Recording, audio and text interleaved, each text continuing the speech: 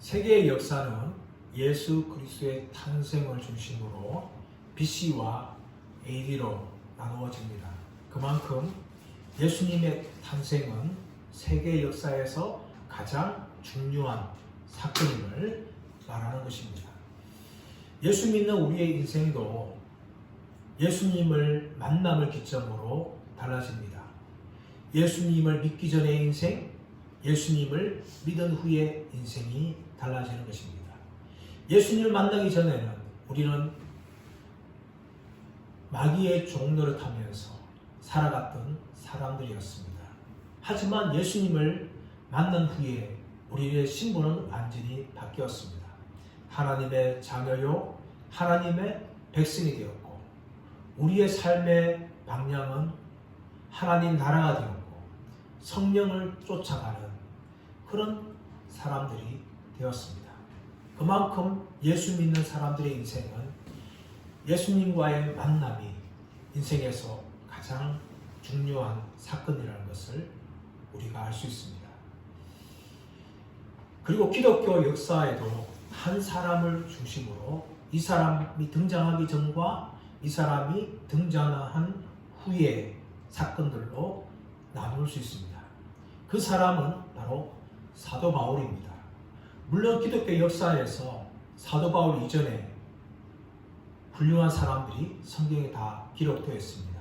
특히 사도행전 말씀 가보시면 사도 베드로가 오순절날 설교할 때에 한 번에 3,000명이 회개하는 이런 놀라운 일이 일어났습니다. 또 스데반이 예수 그리스도에 대해서 훌륭한 설교를 하였습니다. 그리고 빌립도 사마리아에서 놀라운 전도의 사역을 하였습니다. 하지만 사도 바울은 기독교 역사에서 가장 갈목할 만한 업적을 남긴 사람입니다. 왜냐하면 사도 바울 이전에는 복음이 유대 땅과 사마리아 땅 가운데만 머물렀습니다.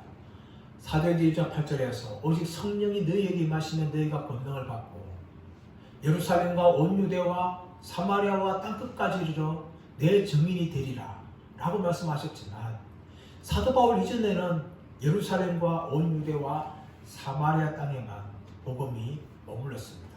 하지만 사도 바울을 통하여서 복음이 땅끝까지 전파되어집니다. 그러므로 사도 바울은 기독교 역사에서 아주 괄목할 만한 인물이라는 것을 우리가 부인할 수가 없습니다. 사도 바울은 원래 사울로 불렸습니다. 사울은 히브리식 이름이고 바울은 로마식 이름입니다. 예수님을 만난 후에 사울이 바울이 된 것이 아니라 유대인들은 히브리식 이름과 또 로마식 이름들을 같이 가지고 있었습니다. 이 디아스포라 유대인들은 자기들이 사는 지역이 로마 제국이기 때문에 태어나면서 히브리 사람 태어나면서 히브리 이름을 가지고 살고 또 로마의 이름을 가지고 있었습니다. 그래서 사도 바울은 예수님 만나기 이전부터 사울 또는 바울로 그렇게 불렸습니다. 이 사울은 언제 등장했습니까? 우리가 7장에 보시면 스데반이 순교당할 때에 스데반을 돌로 쳤던 증인들의 옷을 맡은 사람으로 등장하고 8장 1절 2절 말씀 가보시면 교회를 잔멸하는 사람으로 이 사울이 등장합니다.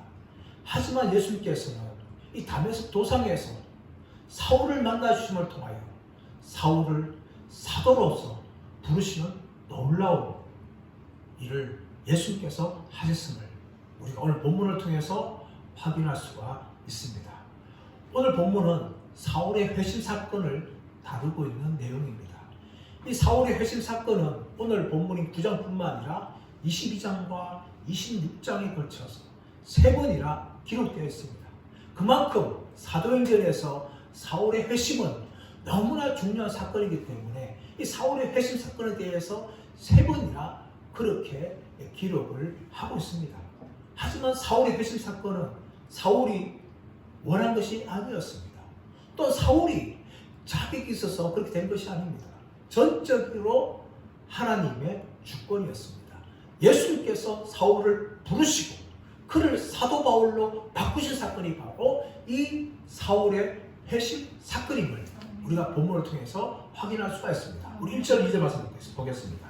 1절 2절 사울이 주의 제자들에 대하여 여전히 위협과 살기가 등등하여 대장에게 가서 다메섹 여러 회당에 가져갈 공문을 청하니 이는 만일 그 도를 따르는 사람을 만나면 남녀를 막론하고 결박하여 예루살렘으로 잡아오려 함이라.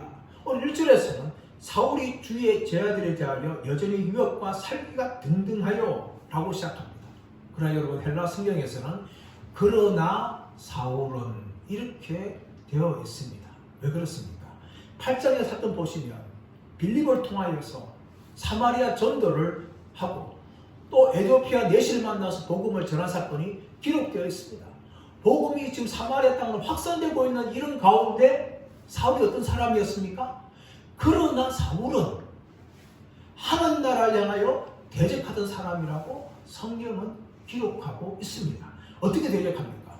주의 제자들에 대하여 여전히 위협과 살기가 등등하여 위협과 살기가 등등하여 이것은 마치 사나운 짐승이 헐떡거리면서 목표물을 향하여 공격하고 있는 모습과 동일한 모습입니다.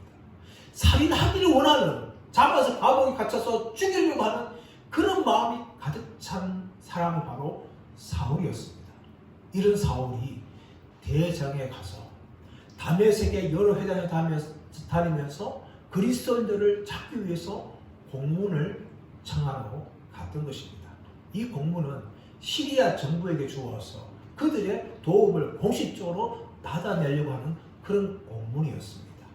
대장에 가서 그 공문을 가지고 다메섹 여러 회당을 다니면서 그리스도인들을 색출하고 그들을 잡아와서 감옥에 넣으려고 했던 것이 사도 바울의 의도였습니다. 그렇다면 여러분 왜 하필이면 다메섹이었을까요? 이 다메섹은요 지금도 이 시리아 수도로서 다마스커스를 말합니다. 예루살렘에서 동북쪽으로 280km 정도에 떨어진 거리입니다. 걸어서는 한 4일 정도, 6일 정도 가야 될 그런 거리죠. 그 정도에 떨어진 거리에 사도 바울이 달려가는 거죠. 사울이 달려갑니다. 달려가서 그리스도인들을 잡으려고 한 것이죠. 근데 이건 왜 다메섹일까요? 왜냐하면 성경은 나오고 있지 않지만 추측하건대 이 다메섹은 로마 제국의 여러 도시로 이어지는 통상로가 있었어요. 그래서 복음이 다른 로마 지역으로 퍼지지 않도록 사울은 급하게 이 다메섹으로 달려간 거예요. 달려가서 그리스도인들을 색출하고 잡아서 남녀를 물음하고 그들을 예루살렘에 데려와서 감옥에 넣으려고 했던 것이 사울의 의도였습니다. 그러나 이때까지 사울은 자신의 인생에 다가올 놀라운 사건을 전혀 예측하지 못하였습니다. 3절 말씀 보시면 사울이 길을 가다가 다메섹에 가까이 이르더니 호련히 하늘로부터 빛이 그를 둘러 비추는지라. 사울이 길을 가다가 다메섹에 가까이 갔어요. 한 4일 정도 길을 가면서 이제 거의 다메섹 가까이 이르렀습니다. 그때 어떤 일이 일어났습니까? 하늘에서 호련히 빛이 그를 둘러 비추었다라고 이야기합니다. 이 호련이라는 단어는 엑사이프네스라는 단어로서 갑자기 뜻밖의 라는 의미를 가지고 있어요. 사울은 전혀 예상하지 못한데 자기 인생에 갑자기 하늘로부터 빛이 둘러 비추었습니다. 그때 사울은 사제 말씀하니까 땅에 엎드려졌습니다. 그때에 하늘로부터 소리가 있는데 사울아 사울아 네가 어찌하여 나를 박해하느냐. 주님이 사울을 사울아 사울아 이렇게 두 번이나 불렀습니다. 여러분 성경에 보시면 하나님께서 사람들 향하여 두 번이나 이름을 부른 내용이 종종 등장하죠. 창세기 22장 말씀 가보시면 아브라함이 이삭을 번제로 드리려고 칼을 치려고 할 때에 주의 천사가 아브라함아 아브라함아 그렇게 아브라함을 부릅니다. 불타는 가시떨기 나무에서 모세가 가까이 올 때에 하나님께서 모세야 모세야 그렇게 부르시죠. 사무엘상 3장에서 어린 사무엘 향하여서 사무엘아 사무엘아 부르시죠. 누가복음 22장에서 예수님께서 베드로를 향하여 시몬아 시몬아 그렇게 부르십니다. 오늘 본문에도 사오라 사오라 이렇게 부르시는데 이것은 영적인 어둠 가운데 있는 사울을 향한 예수 그리스도의 음성이었어요. 이 음성 가운데 예수님께서 네가 어찌하여 나를 박해하느냐, 네가 어찌하여 나를 박해하느냐 이렇게 예수님께서 던집니다.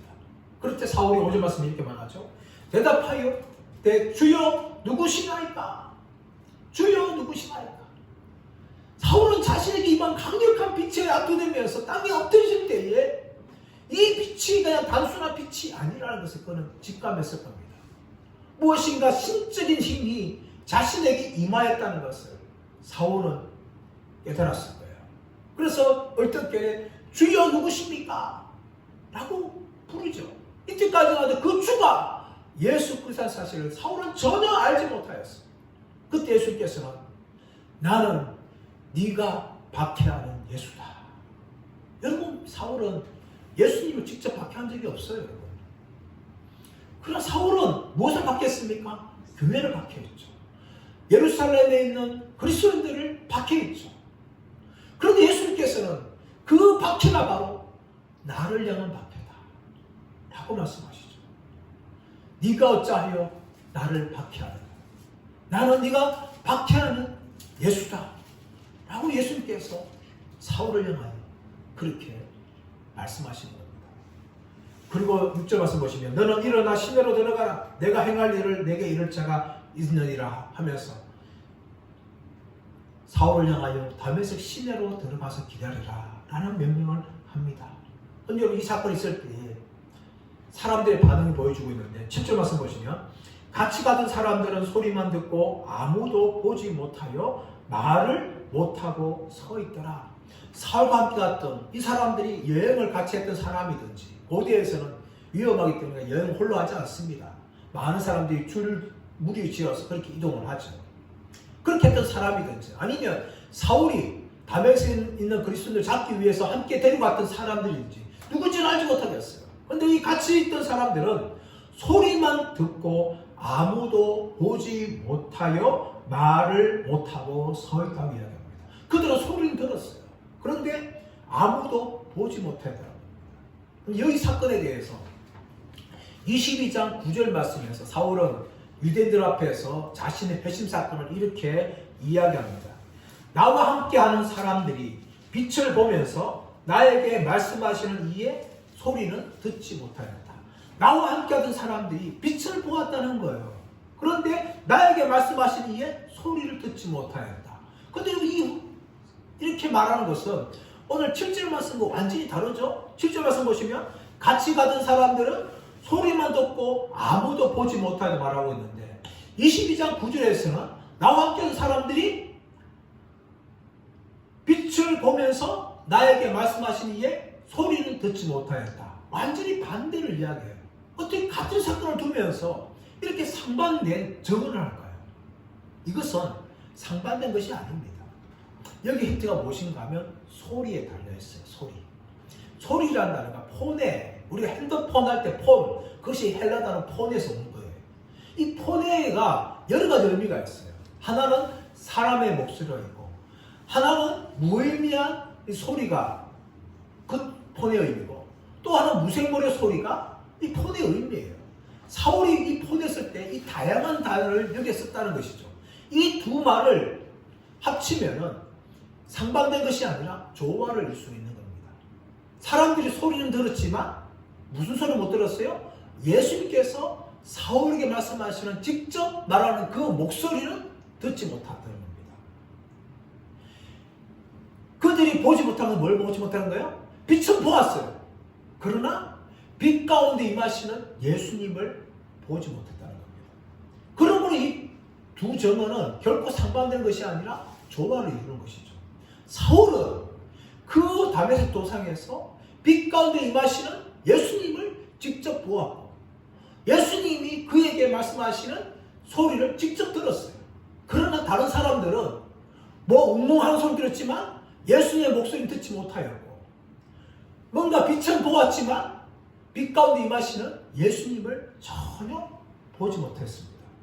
그러므로 이 다메섹 도상은요, 같이 간 사람들에게 임한 사건이 아니라 사울에게만 임한 독특한 사건이라는 것입니다. 이 사건을 통하여서 예수님께서는 사울을 부르신다는 것이죠. 사람 여러분, 우리가 예수님과 거듭나지만 이 사울처럼 이렇게 독특한 경험하는 것은 결코 흔하지 않습니다. 모두가 다 이런 경험을 기대해서는 안 돼요. 기독 역사 보면 이런 경험을 한 사람은 아주 희박합니다. TBS 성자였던 선다심 같은 경우는 이런 독특한 예수님께서 만나주시는 그런 경험을 하였어요. 그리고 그가 거듭나서 전도자가 된 것이죠. 사울도 마찬가지였습니다. 많은 사람이 함께 갔어요. 그러나 그 빛이 임하였지만 그 깊이 가운데 계신 예수님을 직접 본 사람은 사울밖에 없고, 또 예수님의 목소리를 들은 사람도 사울밖에 없어요. 그 증거가 무엇일까요?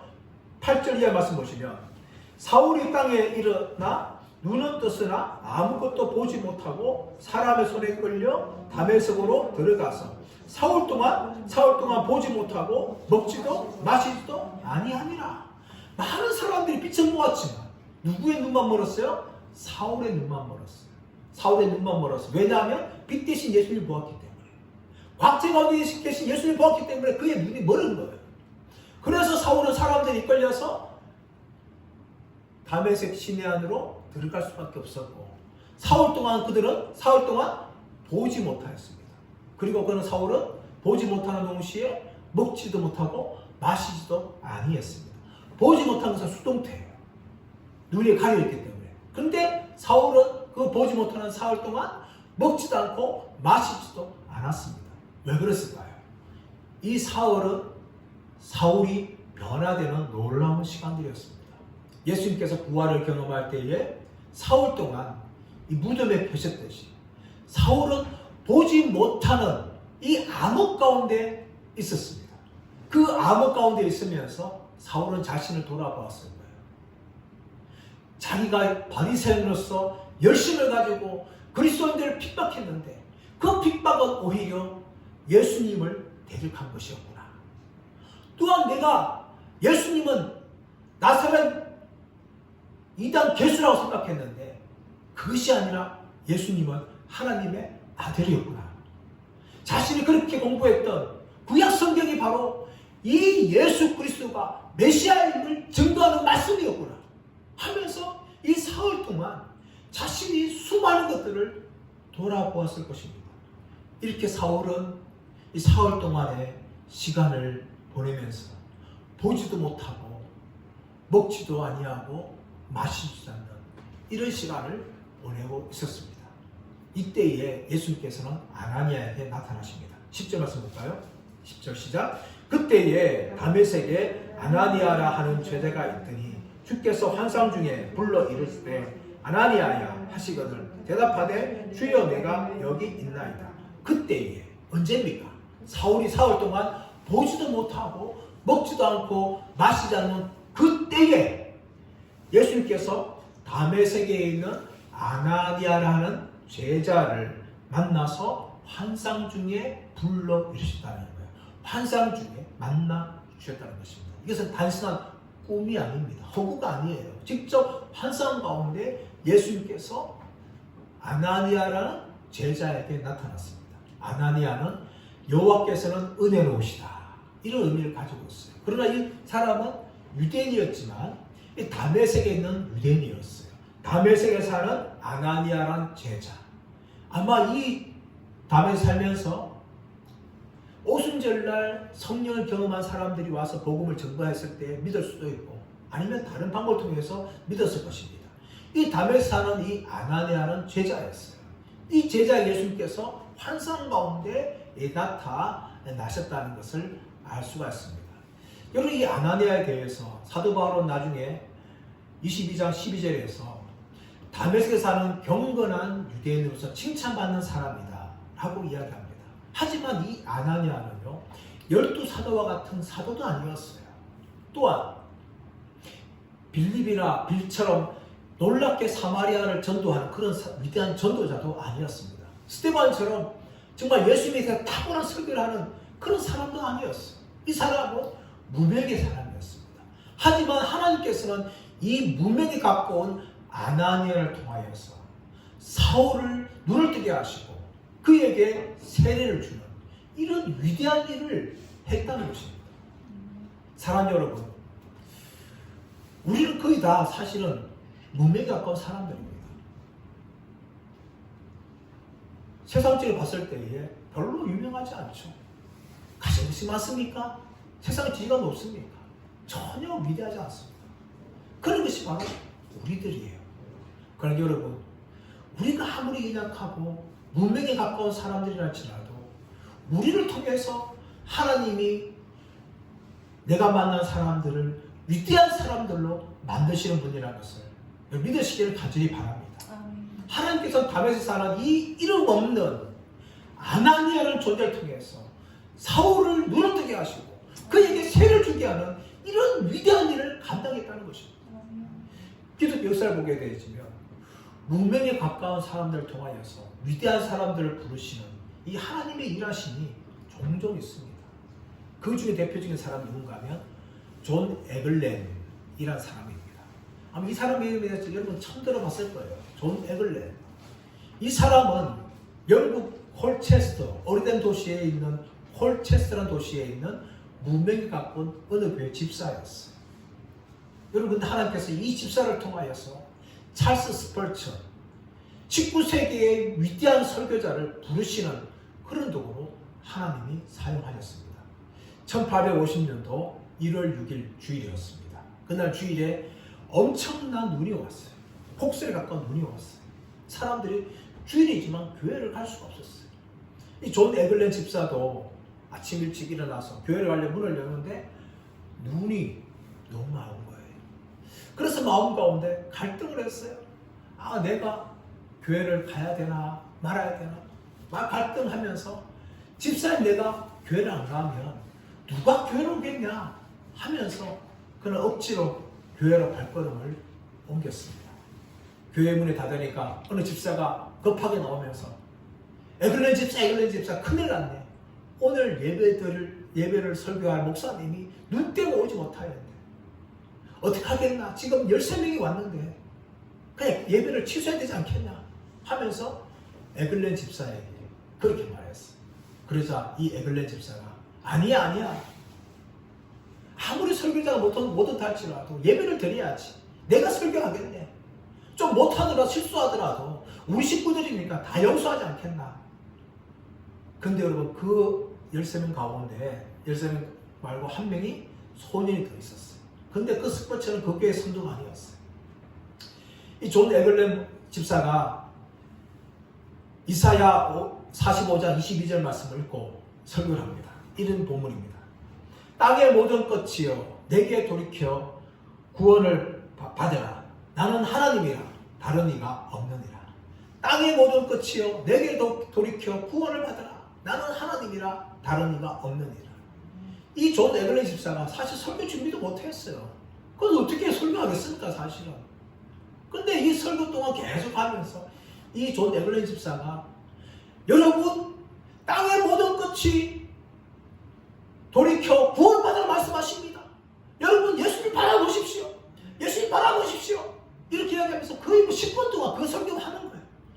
그러다 더 이상 할 말이 없으니까 스펄천을 보며 처음 보는 소년을 바라보면서 거기 젊은이 근데도 예수님 바라보게나 그렇게 외쳤던 거예요. 그 순간 이 스펄천은 마음을 열고 정말 예수님을 바라보았습니다. 그때까지 스펄천은 죄의 문제로 갈등하고 있었어요. 그런데 그 순간 스펄천이 예수를 바라보면서 자신이 갖고 있던 그 죄의 문제가 해결되는 그런 경험을 했다는 것입니다. 스펄천은 나중에 자신이 그때 설교를 듣고 예수를 바라보았던 것에 대해서 이렇게 고백을 하였습니다. 나는 그 순간 구원의 길을 발견했다. 나의 눈은 완전히 예수님을 쳐다보았다. 구름도 안개도 사라지고 어두움은 떠나갔다. 나의 마음은 그 순간 높이 올라감을 입었다. 그날의 한의와 찬미는 무엇으로도 표현할 수 없었다. 이렇게 그 순간의 경험을 스펄처는 자신의 회심을 이런 경험을 했다고 그가 고백을 한 것입니다. 그리고 스펄처는 영국 역사상 가장 위대한 설교자인 한 명으로 그가 쓰임을 받았던 것입니다. 여러분, 스펄전뿐만 아닙니다. 우리가 잘 알고 있는 미국의 복음 전도자 D.L.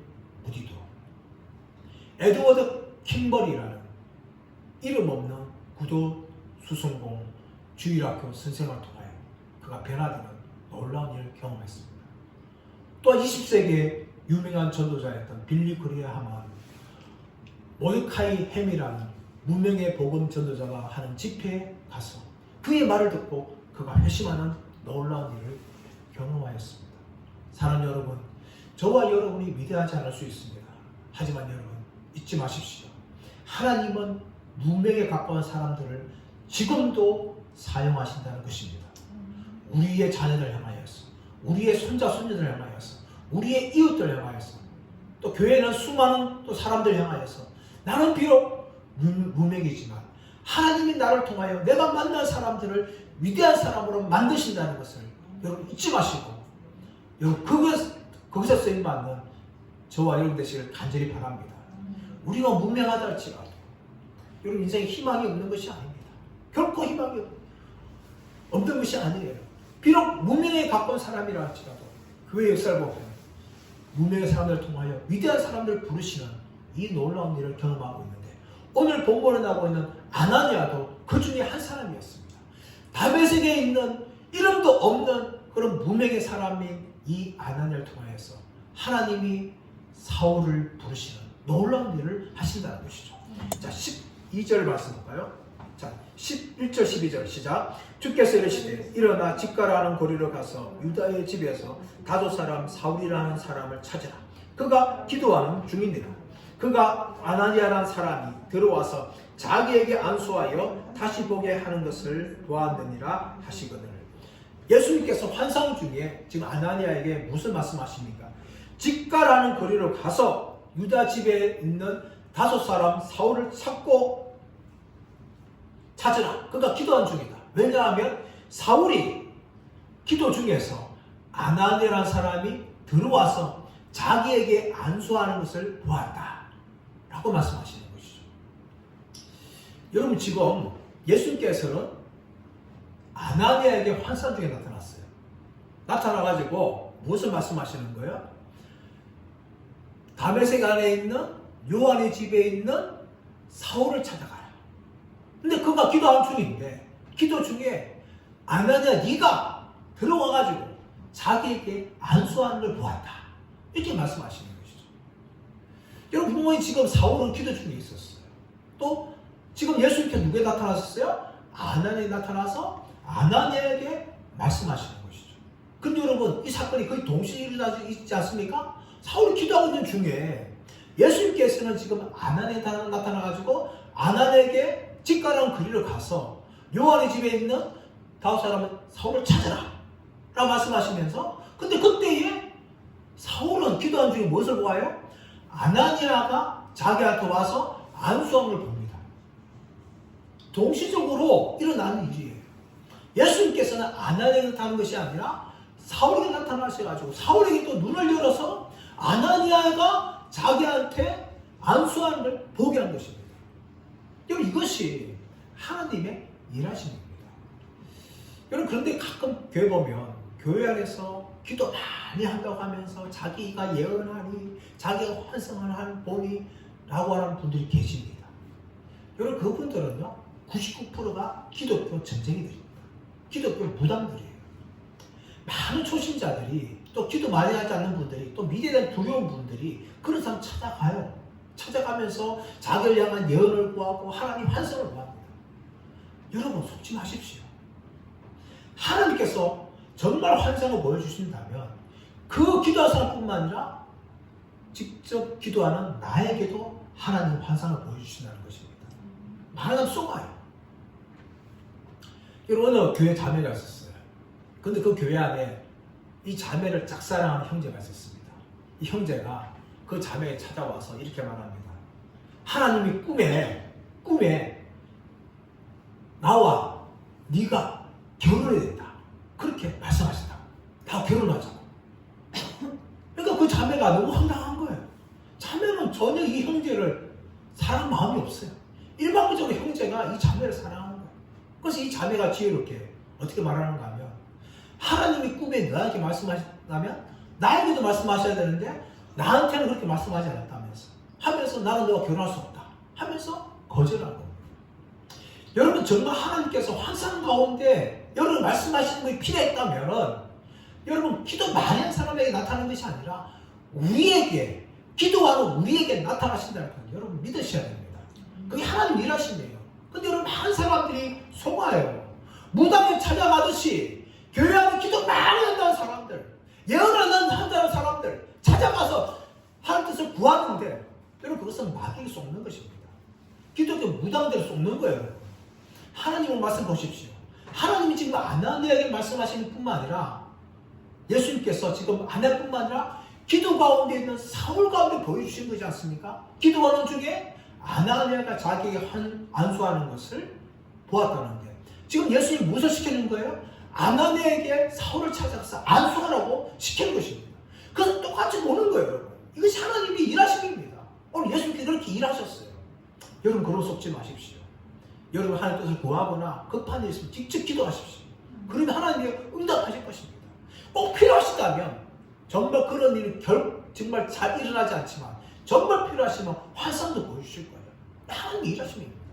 여러분 절대 여러분 교회 안에서 기도 많이 한다는 사람들, 신령한다고 하는 사람들 찾아가지 마십시오. 오히려 그 사람들 재직하는 거예요. 기독교 무당에 지도하는 것입니다. 하나님은 직접 여러분에게 말씀하실 것이고 여러 길을 인도하실 줄 믿습니다. 이렇게 하나님께서 아나니아에게 말할 때에 아나니아가 어떻게 말합니까? 13절 14절 아나니아가 대답하되 주여 이 사람에 대하여 내가 여러 사람에게 듣사오는즉 그가 예루살렘에서 주의 성도에게 적지 않은 해를 끼쳤다 하더니 여기서도 주의 이름을 부르는 모든 사람을 결박할 권한을 대장에게 받았나이다 하거늘 아나니아는 다메섹 사람이었습니다. 예루살렘에 올라간 적이 없어요. 그래서 다메섹이 뭡니까? 듣는 거죠. 내가 이런 사람에게 들었습니다. 그 듣는 게 뭔가 하면 사울이 예루살렘에서 주의 성도들에게 적지 않은 해를 끼쳤고 여기서도 주의 이런 사람 모든 사람을 처벌하기 위해서 대장의 공문을 가져왔다 하더이다 하면서 이 사울에 관한 소식을 듣습니다. 예수님 분명히 환상 가운데 보여주시면서 사울에게 안수할 거 말씀하였지만 아나니아는 주저합니다. 여러분 이게 당연한 것이 아닙니까? 그가 들은 것은 사울은 핍박자라는 것을 들었어요. 그렇기 때문에 이 아나니아가 주저하면서 예수님에게 말합니다. 그러자 예수님이 또 다시 말씀하시죠. 15절 16절 말씀 보시면 주께서 이르시되 가라 이 사람은 내 이름을 이방인과 임금들과 이스라엘 자손에게 전하기 위하여 택한 나의 거릇이라.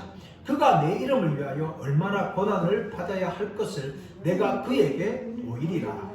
예수님께서 지금 아나니아에게 사울이 어떤 존재인지 이야기합니다.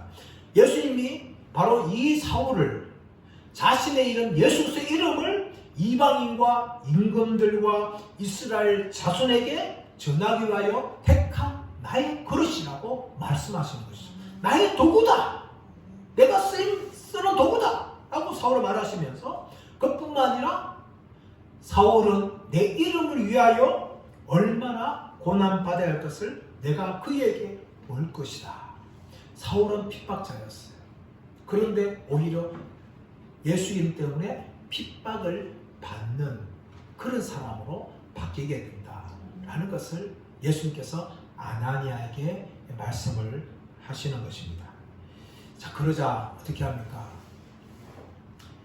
이제 사울이 눈 감고 있을 때에 아나니아 찾아가죠. 17절 말씀 보시면 아나니아가 떠나 그의 집에 들어가 그에게 안수하여 형제 사울아 주 곧 내가 오는 길에서 나타나셨던 예수께서 나를 보내어 너로 다시 보게 하시고 성령으로 충만하게 하신다 하니 즉시 사울의 눈에서 비늘 같은 것이 벗어져 다시 보게 된지라.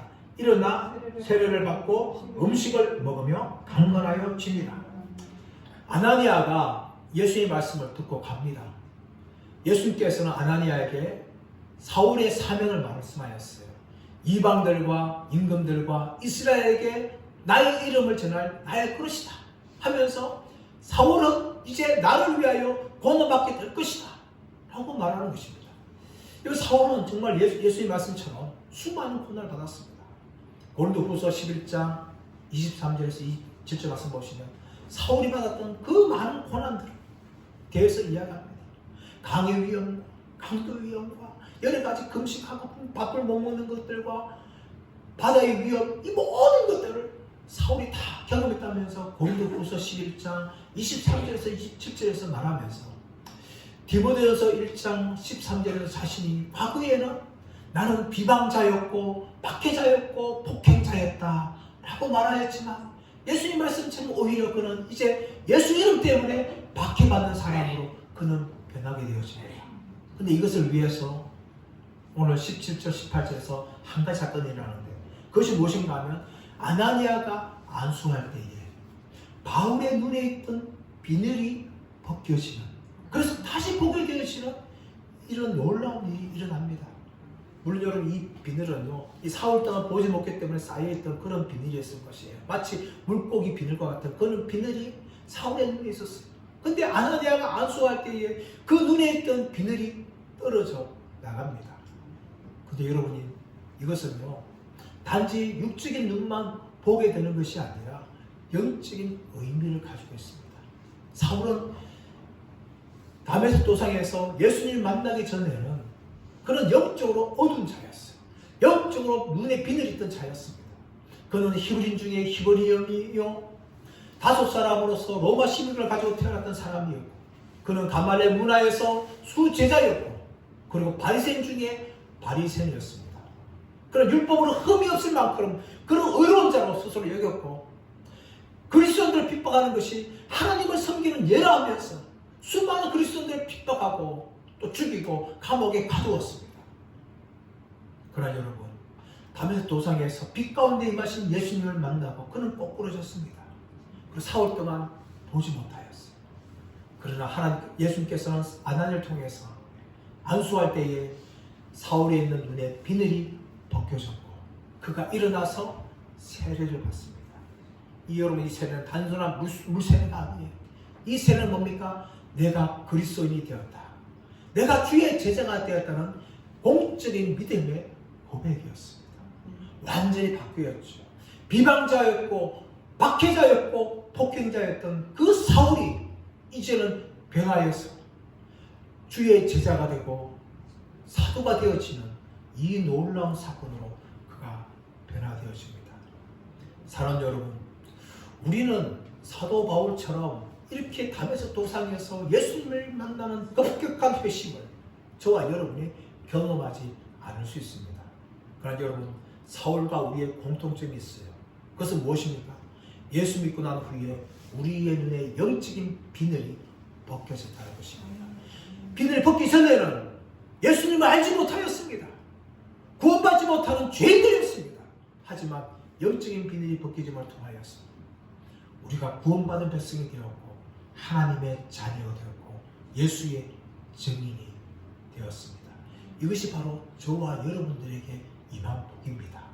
이제 이 임한 복을 우리만 경험하는 것이 아니라 내가 만나는 사람을 향하여서 눈을 뜬 사람으로서 아직까지 영적인 맹인 가운데 있는 사람들에게 찾아가서 예수님을 전하여서 그들도 영적인 소경에서 벗어나 영적인 눈을 뜨게 되어지는 그런 위대한 일을 하게 되어지는 통로로 저와 여러분들이 쓰임받는 은혜에 쓰시기를 예수님의 이름으로 축원합니다.